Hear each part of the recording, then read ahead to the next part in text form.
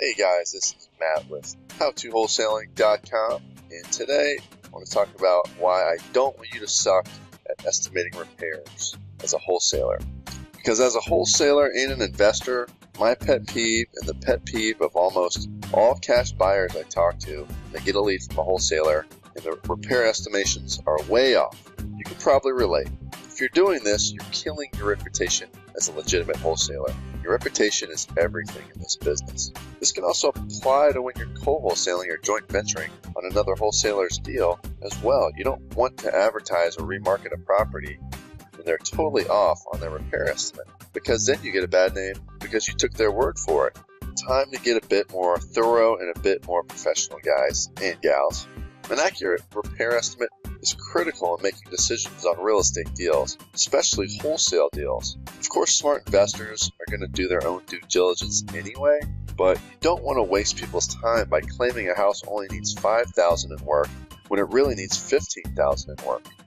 Best to be overestimating repairs as opposed to underestimating repairs when relaying that information to your buyers. And yes, there are two types of repair estimates: the rent-ready estimate or the full retail or retail flip estimate, because we're either selling to landlords who may only need to get their place rent ready, or we're selling to fix and flippers who need to get the place sparkling brand new so they can resell for top dollar.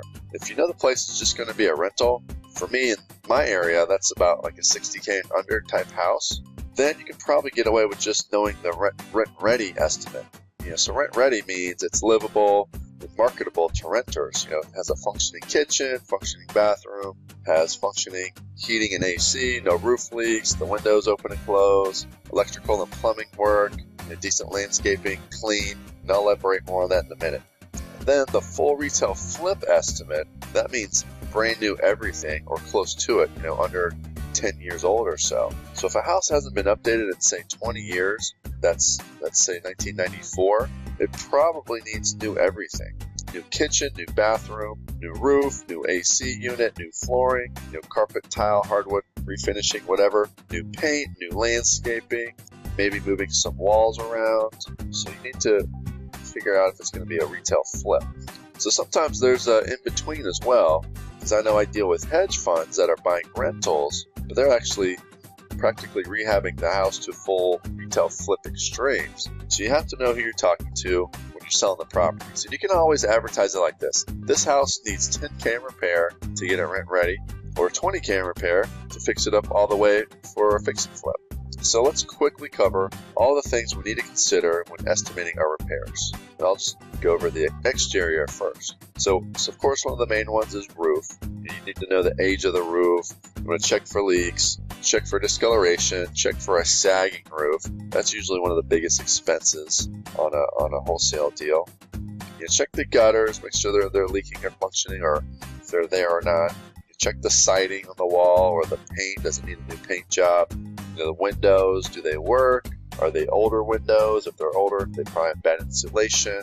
If it's a fix and flip, you probably need new windows. If it's rent ready, you just need to make sure they open and close usually. If you have the screens there, figure out what windows cost to replace. You factor that into your estimates. Does it have good manscaping? Good landscaping. Sorry about that. A pool, if it has a pool, make sure it has functioning pumps and filters, make sure it's working properly. Fencing, does it need new fencing or does it need fencing repaired? Factor that into your repair estimates. Then we'll talk about the interior. Usually your major components there is the kitchen is usually the biggest one. So does it need a new kitchen? Does it need new cabinets, a sink, new appliances, new countertops? If it's rent ready, might just need everything that works. If it's going to be retail flip, you probably need new everything. Same thing on bathrooms. Does it need new sink, toilet, countertops, cabinets, tile, vanity, to make it rent ready? Some of it can probably be fine, but if it's a retail flip, it might need to be fully replaced. Flooring, keep or replace existing. Do you need new carpets? Usually you replace carpets. Do you need new tile? Do you need to refinish the hardwood floors? Sheetrock and drywall. Look for holes in the walls or ceilings. Do they need to be patched? Painting, of course, inside.